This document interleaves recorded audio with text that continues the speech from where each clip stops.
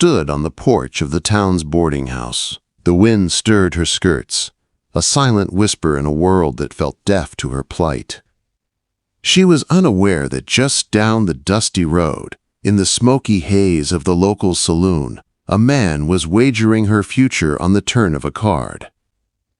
Jeb Callahan, a rancher with a face weathered by sun and stoicism, slammed his empty glass on the table. The words, uttered with a drawl as dry as the prairie itself, echoed through the quiet chatter. "I'll marry the Harper widow for 50 acres and your new stallion, Matthews."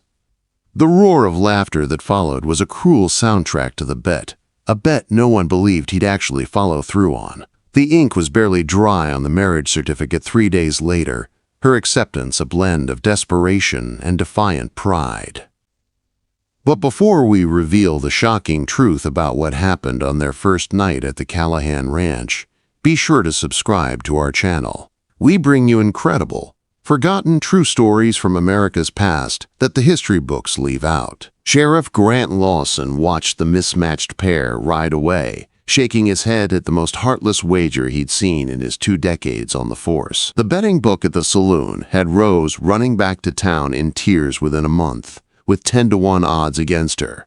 What none of them knew was that beneath Rose's quiet exterior beat the heart of a survivor. Her husband's gambling had left her not only in debt but a pariah in a town that had once welcomed her. And as the Callahan Ranch appeared on the horizon, a lone 2-story house standing against the vast Texas sky, Rose's mind was already racing. The bet had begun, but so had her plan to transform from a cruel wager into Jeb Callahan's greatest shock. The whole thing started, as it often did in Abilene, with too much whiskey and not enough sense. Jeb Callahan was on his 3rd glass when Luther Matthews began running his mouth about the fat widow Harper. He claimed no man would have her, not even with the small inheritance she had. 50 acres and your new stallion says I'll marry her by week's end. Jeb had growled, his words cutting through the smoke. It wasn't about kindness or even desire. It was about pride.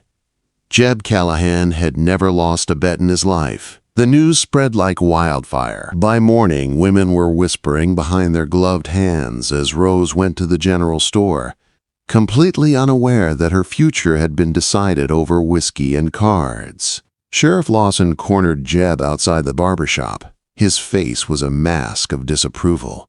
"You're gambling with a woman's life, Callahan. That's no different than gambling with a man's last dollar when he's desperate," he warned, his hand resting on his holster. Jeb simply adjusted his hat. "A bet's a bet, Sheriff. Besides, she'll have a roof over her head and food. More than most widows get out here." His voice was as flat as if he were discussing the purchase of a new plow. Rose received his proposal on her boarding house porch. Her eyes gave away that she knew the true motive behind his sudden interest. "I know about the bet, Mr. Callahan," she said, her voice steady. "I'll accept on one condition. You never speak of how this marriage came to be." The minister looked uncomfortable as he joined their hands. No one offered congratulations. Rose's younger sister, Nellie, pressed a small bundle into her hands before she boarded Jeb's wagon. "Don't let him break you," she whispered fiercely. "You write if you need me." Quote, Luther Matthews and the men from the saloon watched them go. 50 acres for taken. In the fat widow, Callahan got himself robbed, Matthews yelled, his cruel laughter carrying on the wind, but none of them noticed the grim determination on Rose's face. She had survived her late husband's drinking and debt. She had survived the loneliness of widowhood and the town's scorn. She would survive whatever waited for her at Callahan Ranch. The sheriff watched the wagon until it was a speck in the heat haze. He'd seen the look in Rose's eyes, not defeat, but quiet calculation. "God help you, Callahan," he murmured. "You've no idea what you just brought home." The journey to the ranch passed in silence, with miles stretching between them like an uncrossable chasm. As the 2-story house appeared on the horizon, Rose straightened her back, preparing for battle. Not just for survival, but for respect. something she had never truly known. The ranch house loomed against the setting sun, a testament to permanence, not comfort.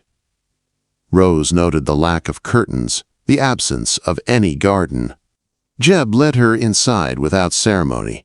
"Your room's at the end of the hall. I eat breakfast at dawn, dinner at sundown. The rest is up to you," he said flatly, as if reading a contract. The interior reflected the same stark functionality. The furniture was solid, the walls bare.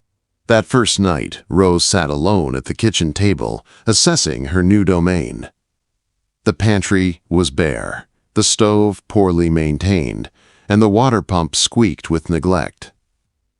Morning arrived with the crow of a rooster and the sound of Jeb's heavy boots leaving for the barn without a word. Rose quickly dressed, determined to establish her place before the sun was fully up. The kitchen was her first battlefield.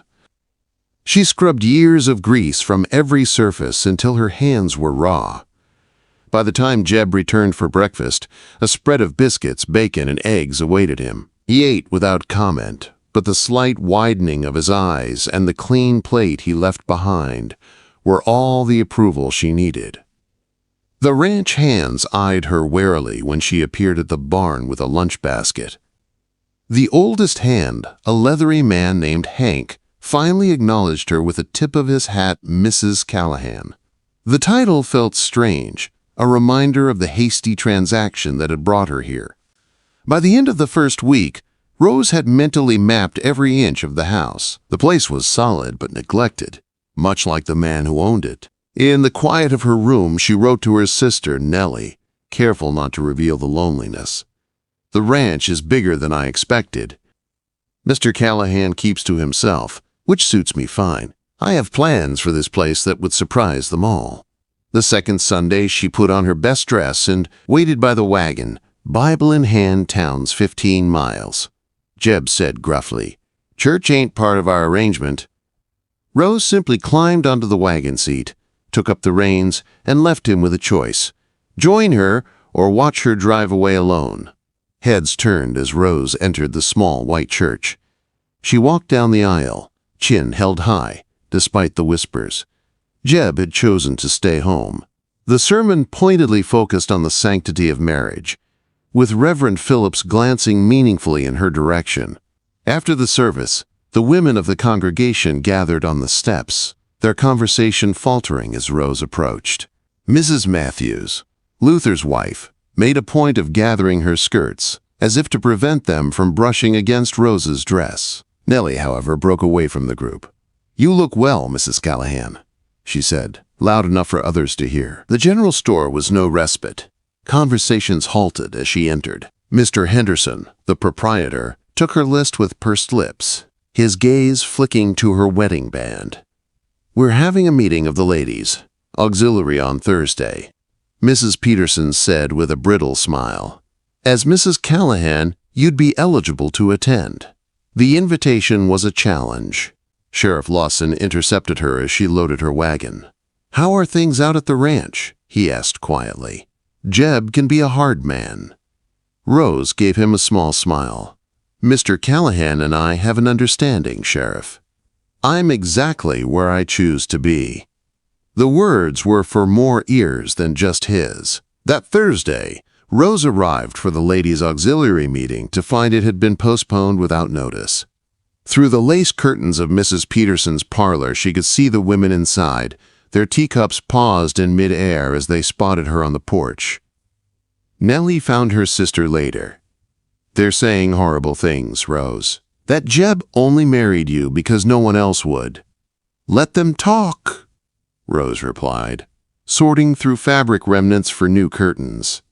"What matters isn't what Abilene thinks of me now, but what they'll think when I'm done." Quote, the ride back to the ranch was long, but Rose's mind was racing. The town had shown its true face. But she hadn't survived widowhood and poverty by wilting in the face of hardship. And she wouldn't start now. The north pasture of the Callahan ranch had been abandoned for 2 seasons. Jeb had written it off. Rose discovered the neglected land during her 3rd week, and the soil, dry but not dead, reminded her of her childhood farm. That evening, she approached Jeb as he sat on the porch. "The north pasture could be salvaged," she stated. "My father used clover to fix nitrogen in soil." Just like that, Jeb's eyebrows rose. "Your father taught you about farming." "My father had no sons," she replied simply. "He taught me everything he knew." The next morning, she found a small plot in the north pasture marked off, with a bag of clover seed on the porch. No words were exchanged, but the silent permission spoke volumes. Working the soil brought a flush to Rose's cheeks and strength to her arms. She sang old folk songs, her voice carrying across the land. Hank, the old ranch hand, started watching her work. "My grandmother used to plant by the moon cycles," he offered one day. Said it made the difference between scraping by and abundance. Word of Rose's experiment reached town playin'. "At bein' a farmer now," Luther Matthews sneered. "Bet that fat wife of yours gives up before the first sprouts show." The mockery died on his lips when Jeb's hand shot out, gripping his collar. "Mrs. Callahan's name doesn't belong in your mouth, Matthews. Keep it that way." By the 6th week, green shoots had broken through the soil. Rose stood at the edge of her small victory, unaware that Jeb was watching from a distance, his expression unreadable, but his eyes never leaving her. The ranch hands began to seek her out, first with questions about farming, then with requests for remedies for injuries or advice. The boss's Bet had become a woman of value. The late summer brought a brutal drought. Jeb found her standing by the dwindling creek, worry lines etched on his face. "Last time it was this dry, we lost half the herd," he said, speaking directly to her for the first time. Rose stepped beside him. "My father dug catchment basins above natural depressions. Saved our crops in '74. That evening, a small wooden box sat on the kitchen table. Inside was a silver locket with a portrait of a young woman and a small boy. "My sister and her son." Jeb confirmed later typhoid took them both while I was away. Nothing to come home to but this land. The admission of his grief mirrored her own. Days of backbreaking work followed, as everyone on the ranch followed Rose's water conservation ideas. The drought intensified. Jeb spent longer hours in the fields, the weight of potential failure pressing down on him. One evening, she found him at the kitchen table, his father's ledger open to columns of desperate numbers. Without a word, she sat opposite him. "We could sell the east section." She suggested it's the least productive land, and the Petersons want to expand. "It would see us through until the rains come." Jeb looked up, truly seeing her for the first time. Not as the subject of a cruel bet, but as a partner. "Your husband left you with nothing but debts, didn't he?" he asked. Rose nodded. "Yes," she answered, "but I survived. And so will this ranch." The east section had barely been listed when disaster struck. A traveler's smoldering campfire erupted into a wildfire that raced toward them on the hot wind. Jeb shouted for the hands, his face grim. "Get to town, Rose. Take what you can and go," he ordered. But Rose had no intention of leaving. She raced to the root cellar, emerging with jars of preserved fruit. She smashed them around the house's perimeter. "The sugar will burn hot but contained," she explained to a bewildered hand. "It'll create a barrier." When the wind shifted, trapping 2 young ranch hands near the barn, it was Rose who spotted their danger. Without hesitation, she mounted Jeb's prized stallion and rode directly toward the approaching flames. The men watched in disbelief as the woman they had once dismissed navigated through blinding smoke and searing heat to lead the stranded hands to safety. By nightfall, the fire had been turned away from the main buildings. Exhausted and sporting a burn on her forearm, Rose continued to work alongside the men, tending to their minor injuries. In the gray light of dawn, Jeb found her asleep on the porch steps. For a long moment he simply stood, watching her, his expression transforming from weariness into something deeper. A revelation was dawning in his eyes that would change everything. The aftermath brought a strange quiet to the ranch. The house, barn, and the precious green shoots in the north pasture were all intact. News of Rose's daring rescue spread through Abilene. Sheriff Lawson rode out personally. "Never seen anything like it," Hank told a crowd later at Dusty's saloon. Even Luther Matthews fell silent. His mockery dried up in the face of such courage. The ladies' auxiliary, led by Mrs. Peterson, arrived with wagons of food and offers of assistance. Their earlier rejection of Rose was carefully unmentioned, replaced by effusive praise. Rose accepted their help with quiet dignity. "The Lord teaches us to help our neighbors in need," she said simply, serving coffee to the very women who had snubbed her weeks before. Jeb watched this transformation with quiet amazement. One evening, Sheriff Lawson caught Jeb alone. "You know, Callahan, a bet's just words until it's paid. But a marriage is supposed to be more than a transaction." The simple truth of the sheriff's words stayed with Jeb. That night, he found himself standing outside Rose's bedroom door, his hand raised to knock. Inside her room, Rose stood before the mirror, examining the healing burn on her arm. The frightened widow had been burned away, revealing a woman of unexpected strength. When Jeb finally knocked, the conversation that followed lasted until dawn. Honest words about mistakes and regrets, and about the surprising way fate works. The harvest dance, the social event of the season, brought families together. Rose received an invitation with surprise.